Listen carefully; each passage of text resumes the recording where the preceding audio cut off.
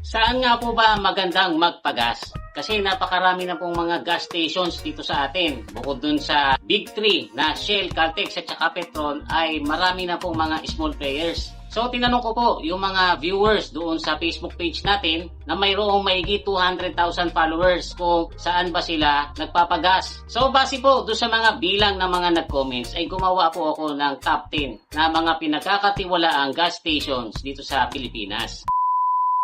At sa pang number 10 po natin ay ang Sea Oil. 1978 po nung mag-start ang Sea Oil. At ang founder po nito ay isang Filipino businessman na ang pangalan ay Francis Yu. Kung una ay storage facilities lang po sila ng mga petrochemical based products. Pero pagkaraan po ng ilang taon ay pumartner po sila sa Paramis para mag-develop ng mga lubricants. Tapos noong pong taong 1996 ay nagkaroon ng oil deregulation dito sa Pilipinas. Nag-start na rin po silang magtayo ng gas station na naging operational naman po the following year, 1997. Mula naman po noon ay dumami na yung gas stations ng Sea Oil. Umabot na po ng mahigit 800 nationwide. Noong taong 2017 naman po ay pumartner sila sa Caltex Australia na tinatawag na po ngayong Ampol. Yan naman pong Ampol ay mayroong fuel trading at saka shipping business na nakabase sa Singapore. At doon po nanggagaling yung mga fuels na binibenta nitong Sea Oil Philippines.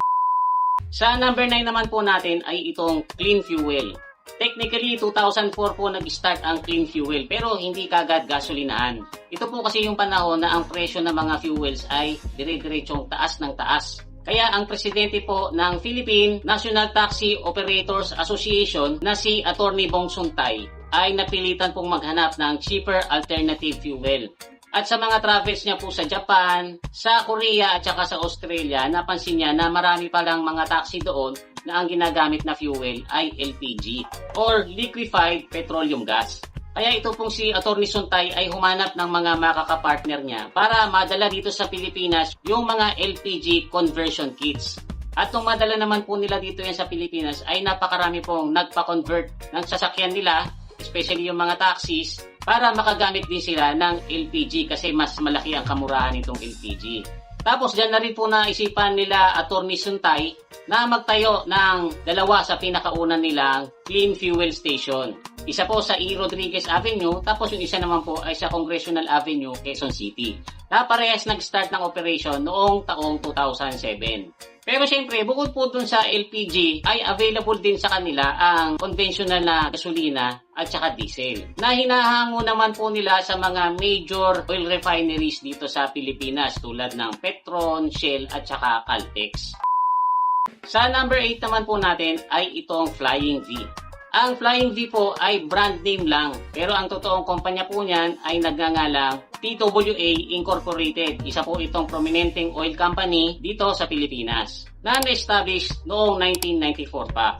Ang pinakaunang Flying V service station ay naging operational po noong 1997 sa Hagonoy, Bulacan. At mula naman po noon ay patuloy silang lumago ng lumago. Kaya sa ngayon po ay umaabot na sa mahigit 400 ang kanilang gas stations. Bukod po doon sa mga conventional fuels ay naging pioneer po ang Flying V sa pag-promote ng alternative fuels. Noong 2005 po ay inintroduce nila sa Cainta ang biodiesel na hanggang ngayon po ay bine-blend nila doon sa mga diesel na binebenta nila. Noong 2022 naman po ay pumartner sila sa Universal Robina Corporation na nagsusupply ng fuel-grade ethanol na suitable for gasoline blending. Yan po ay bilang suporta doon sa Renewable Energy Initiative ng gobyerno natin. Ang mga fuels po na available sa Flying V ay nanggagaling primarily sa local refineries tulad ng Shell, Petron at saka Caltex. Pero kumukuha rin po sila sa mga international refineries. Depende po kung saan mas mura. Sa number 7 naman po natin ay ang Phoenix. 2004 po nung simulan itong Phoenix pero family business lang po ito noon na itinatag ng isang young Pinoy entrepreneur na nagngangalang Dennis Uy. Ang pangalan pa po noon ng business nila ay Davao Oil Terminal Service Corporation. Tapos ang first regular customer nila ay ang Cebu Pacific kung saan pinapaupa nila dito yung storage tank nila. Then later on ay nag-offer na rin po sila ng plane services. At hanggang sa lumaon ay naging logistics provider na po sila ng Cebu Pacific. At the same time sila na rin po ang major fuel supplier nito. Tapos bukod po sa mga fuels ay pinasok na rin po nila pati ang paggawa ng lubricants. Pagdating po ng 2008 ay na-acquire nila ang 60 hectares industrial park sa Batangas na tinawag nilang Phoenix Petro Terminals and Industrial Park. Pagdating po ng 2011 ay nagkaroon sila ng depot sa Cagayan at saka sa iba pang mga key islands ng Pilipinas. Kaya sa ngayon po sila ay kinoconsider na pinakamalaking local independent oil company na may pinakamalaking storage capacity. 2017 po ay pinasok din nila ang LPG business dahil nabili po nila yung Petronas Energy Philippines. At nirename po nila ito into Phoenix LPG Philippines. Sa ngayon po sila ay may mahigit 500 gas stations nationwide. Sa number 6 naman po natin ay ang Caltex. Ang Caltex po ay brand name na pag-aari ng Chevron. Yang pangalang Caltex po ay ginagamit ng Chevron dito sa Pilipinas at iba pang mga bansa sa Southeast Asia, pati na rin po sa Southern Africa. 1936 pa po nung itatag ang Caltex dito sa Pilipinas. Pero yung oil refinery po nila ay 1954 nung maitayo. Ang storage po nila doon ay kayang maglaman ng 2.7 million barrels of fuel. 2006 po nung inilabas nila sa market ang Caltex with Techron. Ito po yung pinagmamalaki nilang gasolina na may halong powerful detergents na naglilinis ng loob ng makina, resulting to better fuel economy and less emissions. Tapos syempre meron din po sa kanilang mga lubricants na patok sa mga Pilipino kasi effective na, mura pa. Sa ngayon po ay meron na silang mahigit sa 600 service stations sa buong Pilipinas. Sa number 5 naman po natin ay ang Unioil. Ang Unioil Petroleum Philippines Incorporated ay na-establish po noong 1966. Noon po ay lubricant manufacturer and distributor sila na mayroong facility sa Valenzuela. Pagdating naman po ng 1996 ay nagkaroon ng oil deregulation dito sa Pilipinas kaya pinasok na rin nila ang fuel trading, distribution, and retailing. Pagdating po ng 2003 ay nakapag-establish sila ng oil depot sa Mindanao. Pagdating naman po ng 2012, sila po ang pinakaunang nag-introduce dito sa Pilipinas ng Euro 4 Standard Diesel. Mas naunahan pa po nila ang Department of Energy, samantalang yung ibang mga gasolinahan, especially yung mga maliliit, ay noong 2016 lang po nagkaroon ng Euro 4 Standard Diesel. Pagdating po ng 2017 ay nag-start na magbenta ang Unioil ng Euro 5 Standard Diesel na sila ulit ang nauna. Tapos November that year ay sila rin ang pinakaunang gas station na nag-open ng electric charging facility na nilaunch naman po nila sa service station nila sa Quezon City.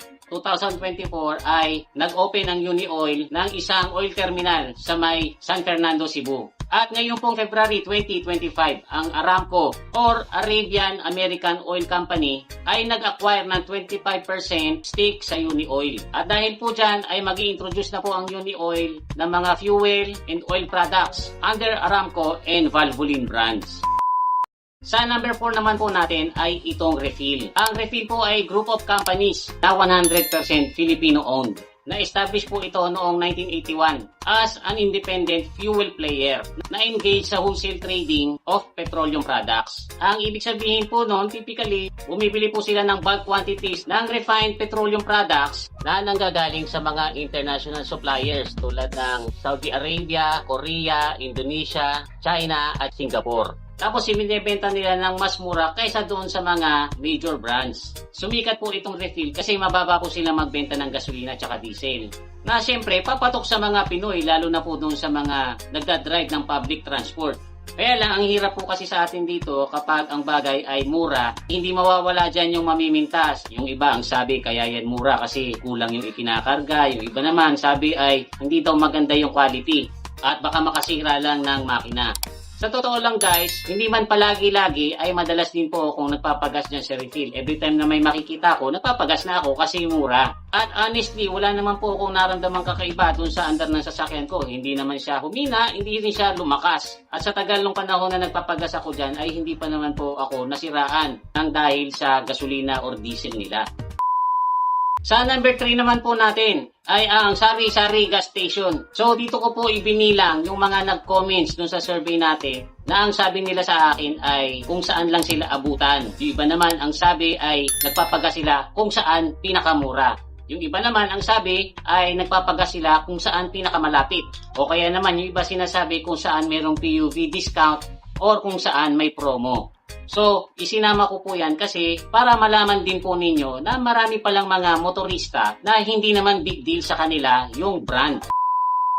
And then sa number 2 po natin ay walang iba kundi ang Shell. Wala pong driver na hindi kilala ang Shell kasi napakatagal na po niyan dito sa Pilipinas. Actually, 1914 pa sila nandito. Pero noon, ang tawag pa sa kanila ay Asiatic Petroleum Company. Noon po ay nag-i-import lang sila ng gasolina at saka kerosene na ibinebenta sa mga Pilipino. Dumaan po ang maraming panahon at ilang beses po nagpapalit-palit ng pangalan ang Shell. Hanggang sa noong March 2023 ay na-approve na po sila ng Securities and Exchange Commission na gamitin ang pangalang Shell Pilipinas Corporation. At alam naman po natin sila yung isa doon sa Big 3 kasi napakalaking kumpanya po nitong Shell. At ang mga products po nila ay pinagtitiwalaan hindi lang dito sa Pilipinas kung hindi sa buong mundo. Sa ngayon po ay mayroon ng mahigit sa 1,100 service stations ang Shell dito sa Pilipinas. Kaya lang ang pansin ko sa mga nababasa kong comments ay namamahalan sila sa Shell. Karaniwan daw na mas mataas ang presyo nito sa ibang gasoline station kung minsan nga daw umaabot pa ng halos 10 pesos ang difference. Pero yung po kasi siguro talaga ang price ng quality. So, ang number 1 po natin sa pinagkakatiwalaang gas station dito sa Pilipinas, according po dun sa survey ko sa Facebook page natin, ay walang iba kundi ang Petron. 1966 po nung ma-establish ang ESO Philippines Incorporated na kilala na natin ngayon sa pangalang Petron. Sila po ang largest petroleum refinery and marketing dito sa Pilipinas. At according po sa available na information ay 40% ng petroleum requirements ng buong Pilipinas ay Petron ang nagsusupply. Kaya yung mga nakikita po nating mga small players na mga gasolinahan ay mayroon pong 40% chance na sa Petron po sila kumukuha ng binibenta nilang gasolina at saka diesel. Sila rin po ang may pinakamaraming gas stations dito sa Pilipinas, umaabot na po sa mahigit 2,000. Tapos bukod sa mga gasolina at diesel, ay meron din silang mga lubricants para sa lahat ng klase ng sasakyan. And then meron din po silang LPG dealerships, stores, and franchises. At ayon po sa mga comments doon sa survey ko, sa Petron sila nagpapagasolina. Kasi sa Petron daw po ay bukod sa mas mura kaysa sa Caltex at saka sa Shell, mas malayo daw yung nararating nung ipinapakarga nila. Kaya mas nakakasigurado silang accurate yung ikinakarga doon sa kanilang sasakyan. So guys, I hope na na-enjoy nyo itong konting kwentuhan natin. Kung meron pa po kayong mga gustong idagdag, ay i-comment nyo lang po sa comment section natin sa baba para mas umaba itong kwentuhan natin. Huwag nyo lang pong kakalimutang mag-like at saka mag-share. Muli, ito po si Kuya Mikmik na nagsasabing palagi kang lamang pag marami kang alam. Bye-bye!